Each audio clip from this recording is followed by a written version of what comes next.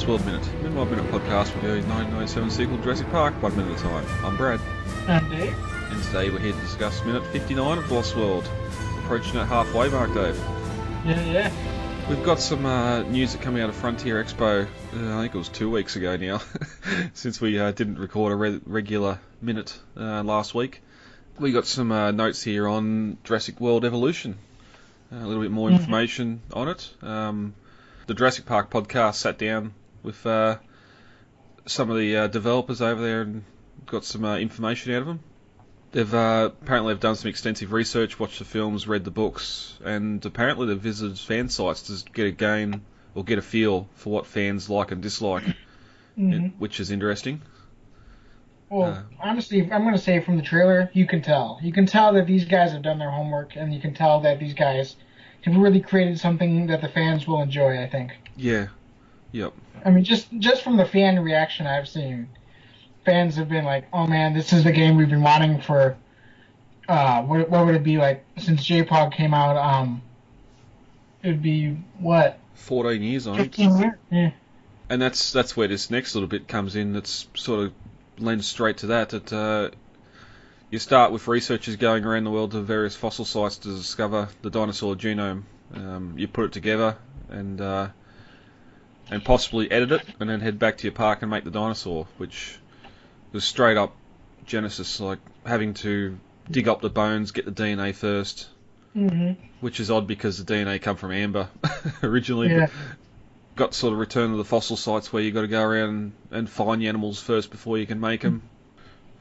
But yeah, that does actually remind me a bit of one of the early drafts for Jurassic World, where there was originally going to be the discovery of a Majosaurus or Mahasaurus or something like that, in like the middle of China. Or it was going to be some fake Chinosaurus. Okay.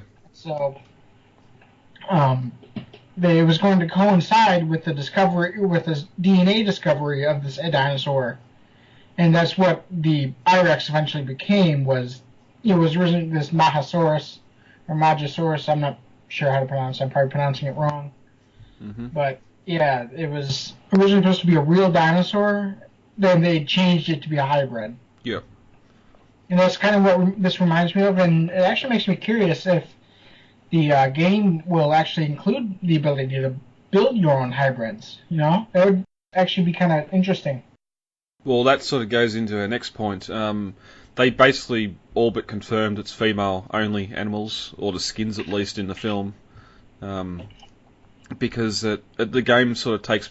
It's supposed to be set just after Jurassic World, but how that happens when the park's still there, I don't know. But because it's set in the Jurassic World, there's no breeding, only cloning. So they've said they want to keep true to the lore of the films, and that lore, unfortunately, is that the films they've watched, which I'm guessing is just Jurassic Park and Jurassic World, is that they're female only. So that might confirm that Parasaurolophus we've seen in the Lost World was a female because of the colour we see in the one in the game footage.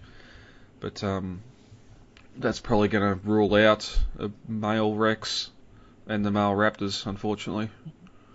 Something that, even though Jurassic Park Operation Genesis wasn't extremely popular gameplay-wise, something that has made it popular as its legacy is the ability to skin the dinosaurs. So I wonder if we will be able to reskin the dinosaurs in Evolution in order to create our own males and stuff like that. Yeah, there's apparently in the Zoo Tycoon games you can do all that, so fans are sort of hoping that I'm hoping that it's sort of maybe a expansion pack that comes afterwards that you can just go all out and reskin vehicles into Jurassic Park vehicles or stuff like that, reskin your animals. Unfortunately, they'll keep the same shape, but at least you'll get a bit of a male colour. Well, that was originally something that we were only able to do with Jurassic Park Operation Genesis. Then as fans started playing around with the code more and more, they were able to actually figure out you can edit the models. You can edit the models to have for example, the male T-Rex can have a bigger waddle on his neck. So that was something that always interested me And I actually wonder if they will come out with maybe if we can't skin them, but they'll come out with a DLC later on that will allow us to have multiple skins. Yeah. Well, that's it. There's still mods getting released now for Genesis. They have the IREX and that in it. Exactly. So there's even been able to figure out how to mod the environment. I've seen a lot of interesting environment mods. Yep. Where I remember one of my favorite I've ever seen was it took dino poop and turned it into tree seed. So every time a dinosaur pooped, it sprouted a giant redwood. Wow. I mean, it's the wildest thing I've ever seen, but it was really interesting. The way that this person was able to modify the source code of the game in order to do this. So even just the basic mods I'd love to be able to do, but I've got no idea how to do that. I remember once, it would have been just after Lost World coming out, I managed to, I had a, I think it was a T-Rex roar and a raptor sort of scream as the my old Pentium 4 start up and shut down sounds. Mm. I managed to copy into C drive somewhere, but I've got no idea how I've done that now. No, I have no computer messing around experience. Mm. I know how to internet. I don't know how to. I don't know how to computer. Yeah.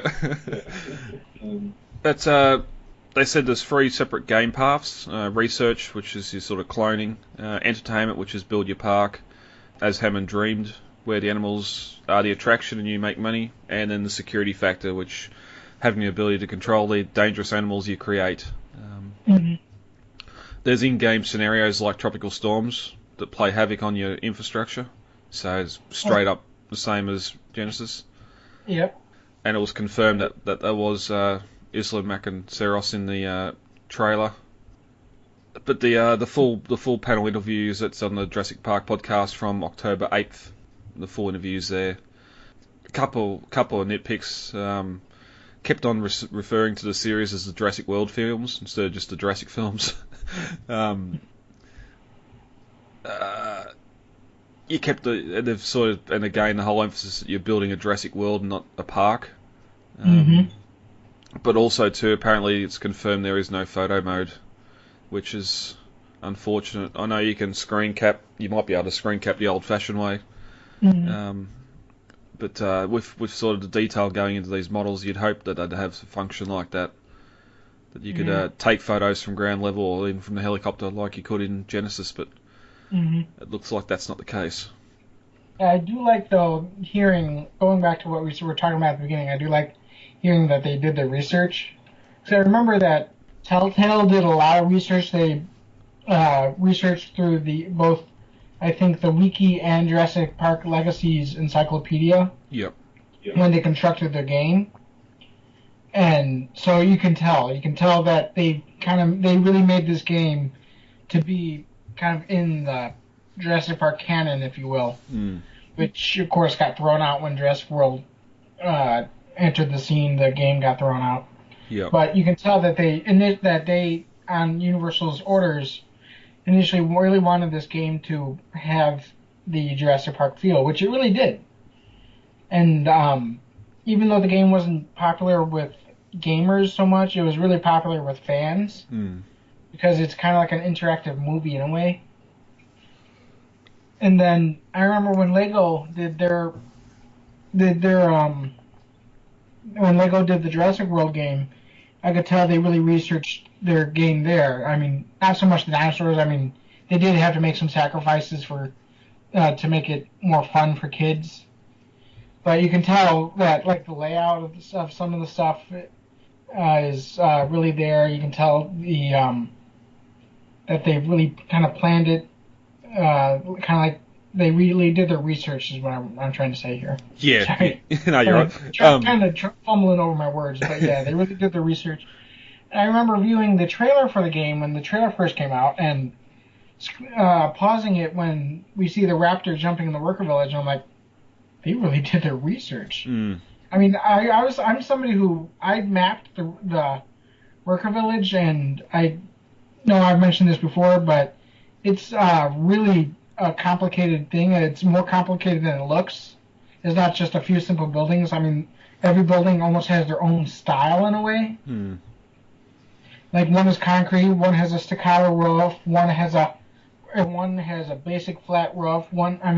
It's like a jumble of various architectural styles. It's really interesting to see that Lego really did their research in building this village. They didn't just go and make it all one style or make it all really plain. They did their research. Yeah, I'm going to play the Lost World version, the section of it, in the next couple of weeks, just so we can talk more about it. Especially when we do get to the visitor centre here, to the worker village here. But yeah, as you said, even just the building designs, they're straight from the movie, pretty much. I can't recall. I'm pretty sure the layout's fairly similar as well, but. It's definitely pretty much all there. Yeah, it just you got. I will say that the island uses the old Jurassic Park Legacy map, not their new one. Yep. Uses the old one based off the prop map that was production used, not film used. That was based on the previous earlier script for the Lost World.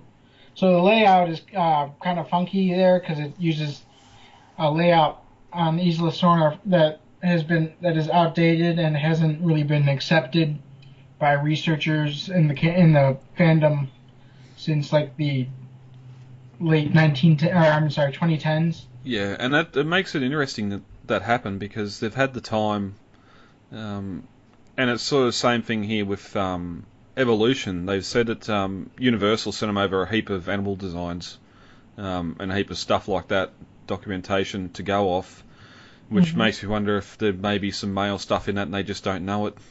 Possibly here too that when you do the research to discover the dinosaur genome, it might sort of help tie together more the inconsistencies with the animals across the films as well.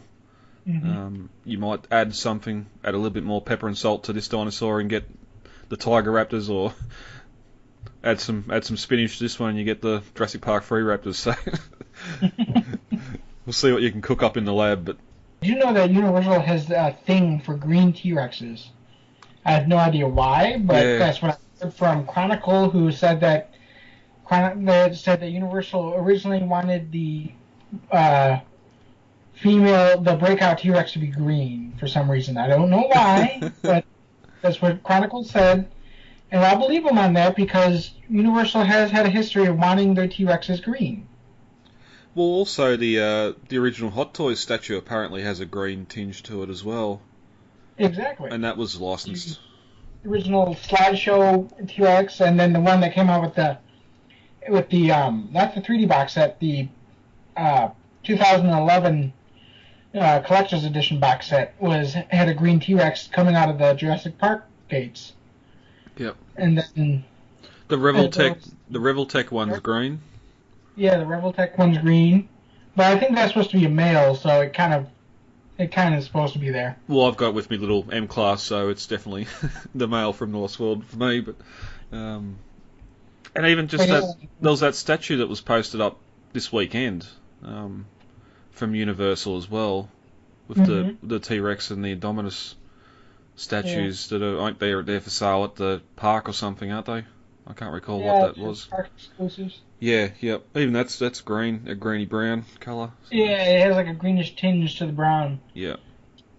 And I remember originally that Chronicle said that that Universal wanted them to do the male bust first, which is interesting because that again ties back into the idea that Universal likes green T-Rexes for some reason.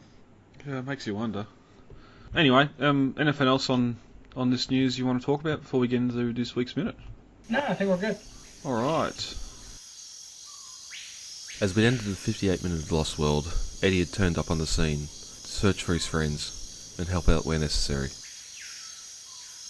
As we start minute 59, he comes to the cliff's edge and looks down to see the trailer dangling below. His friends are inside.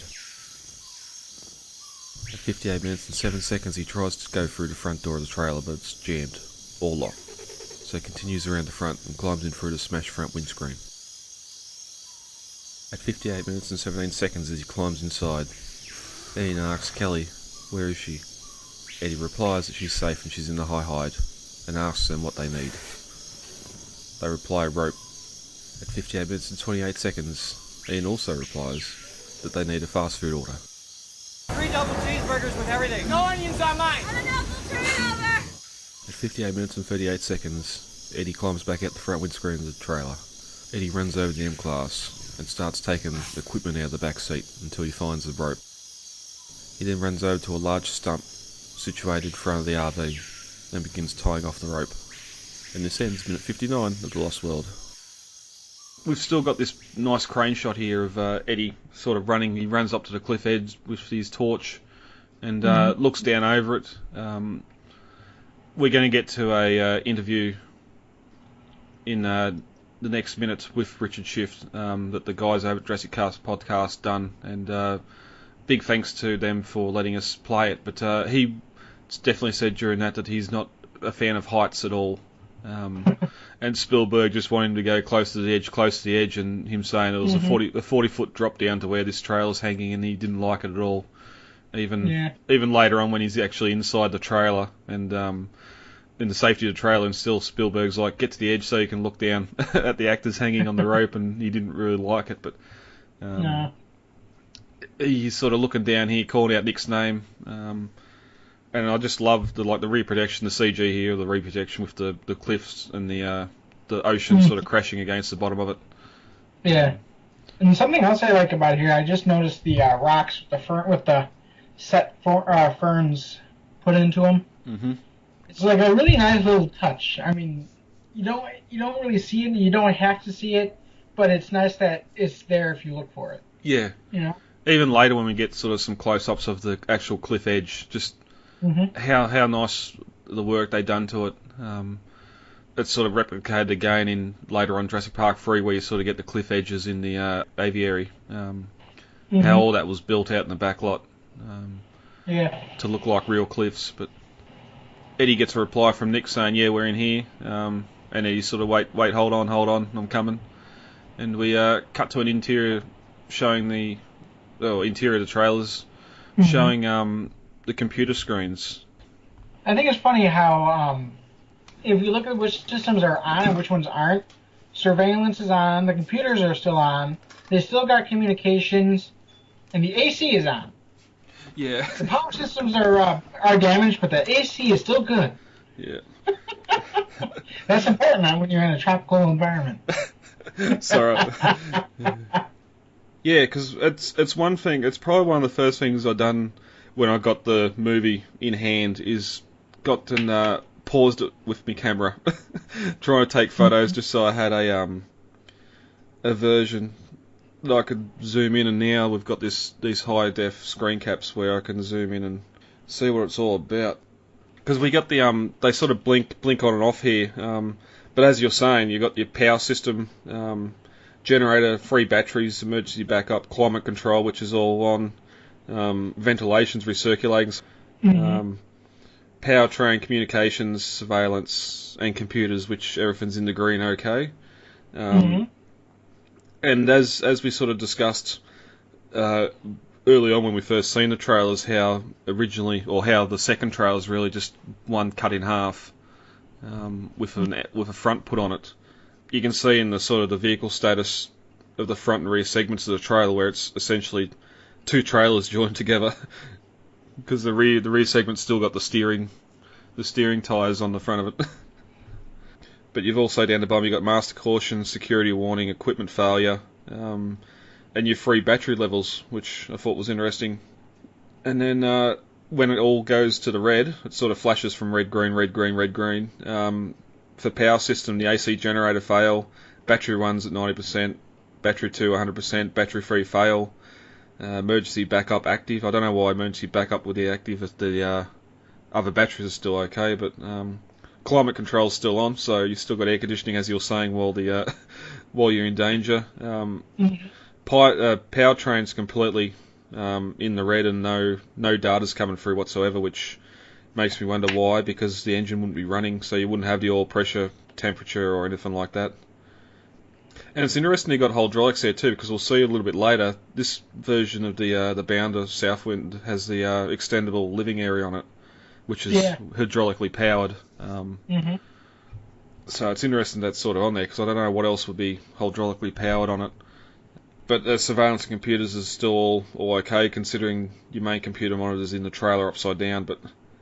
And of course, just the rear segment of the trailers in the vehicle status is flashing red as well. So, and I couldn't help but do a Ray Arnold and just tap the screen. So the trailers are running, or headlights are running on battery. I was thinking the same thing, man. Yeah, because like even here you can see between the two photos that the headlights are on. And they shouldn't be running off regular car batteries. And even when Eddie turns up in a little bit, or before, sort of runs past the trailer, all the exterior lights are on as well. But no, I just love being able to have a high def screen cap now of that computer screen. But we panned down, Eddie can't get the door open, which again sort of made me think that, okay, there's some sort of security system put in place and it's locked everything out, and that's why Eddie and that couldn't get through before. But as we said, no, that's where the impact was. So I don't know why this door couldn't be open. If just in his haste he couldn't get, he wasn't that qualified to flick the switch to on.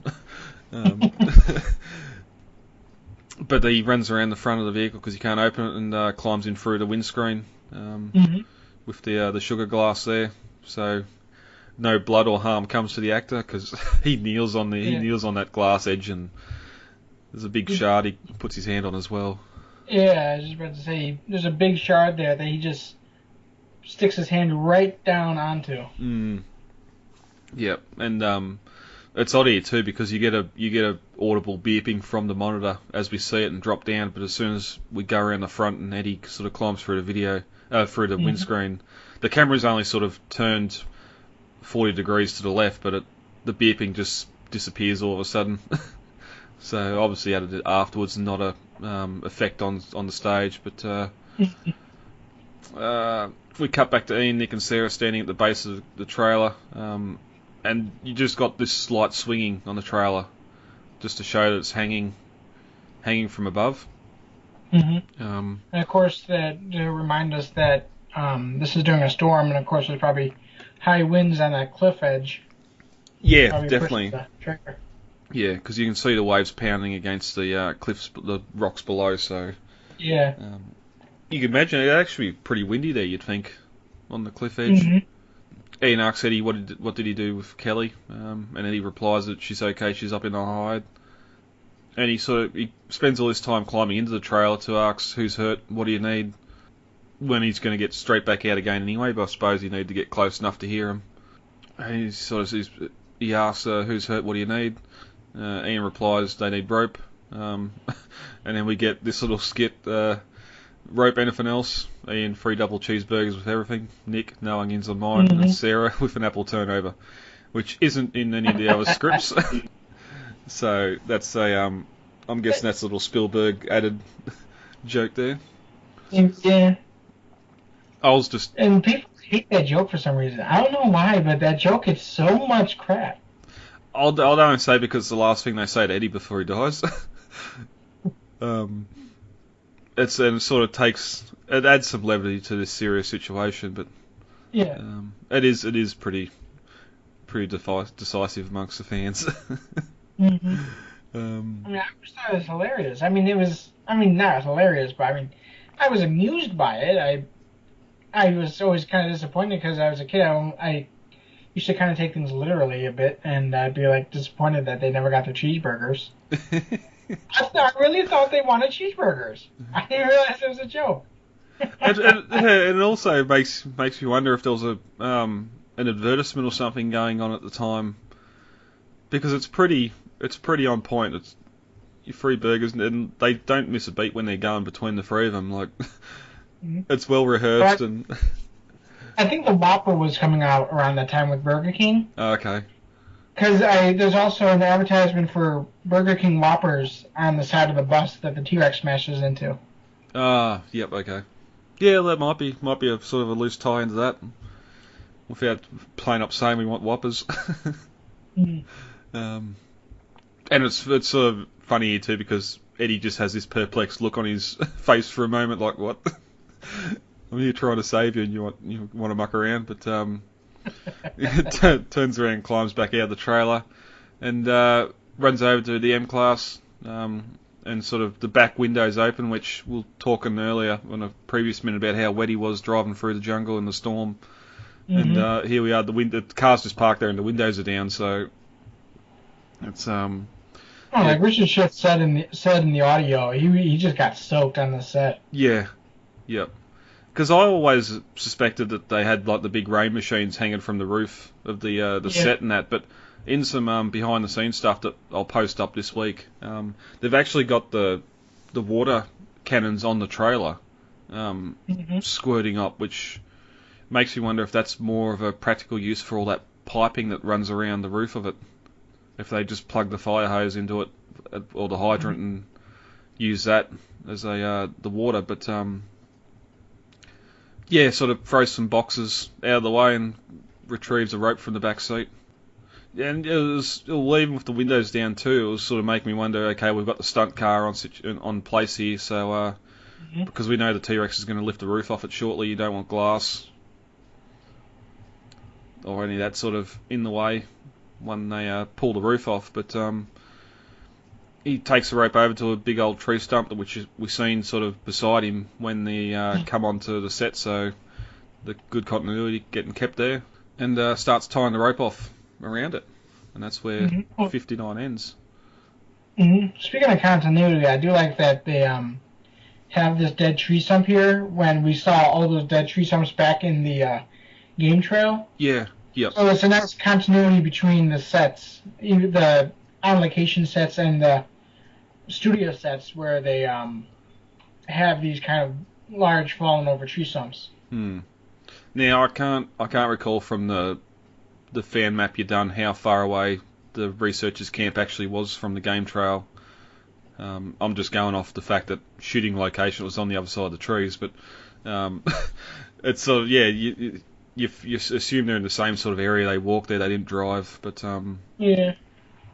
it's just, again, that redwood forest. We've seen there's those nice big tree trunks around this camp area as well, so obviously there'd be stumps as well.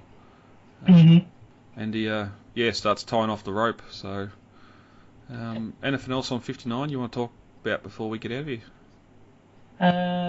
One thing I wanted to mention back during our Richard Schiff bit is that currently I'm watching The Good Doctor. Yep. It's a TV series with a high-functioning autistic man who's like a genius. He's a brilliant surgeon. And Richard Schiff plays the director of nursing, or the director of doctors, or whatever. He's this high up, and I like that Richard Schiff has remained relevant through his career. He's not an actor who just kind of disappeared. He's stayed relevant. He still acts profusely. He's still very much a well-rounded actor. You know? Yeah, I always love when you're sort of watching a movie, and he sort of just turns up in the background as someone working in an office or a government sort of employee. I wasn't going to say politician, but I know you've done a lot of that with The West Wing, but there's a couple actors like that just sort of, it's good to see them still doing what they love. Yeah, because I like Richard Schiff as an actor. I always did. All right. All right, guys, let's get the hell out of here. Contact details are on the website, thelostworldminute.com. You can email feedback to thelostworldminute@gmail.com, Facebook, The Lost World Minute, Twitter @thelostworldminute, and Instagram, The Lost World Minute. Easy to remember. Yeah, very easy to remember. Right. David, thank you for joining me for this record. Welcome. And we'll be back. I've been Brad. I'm Dave. And we'll talk to you all later. Goodbye. Talk to you later. Bye. It is absolutely imperative that we work with the Costa Rican Department of Biological Preserves to establish a set of rules for the preservation and isolation of that island. These creatures require our absence to survive, not our help. And if we could only step aside and trust in nature, I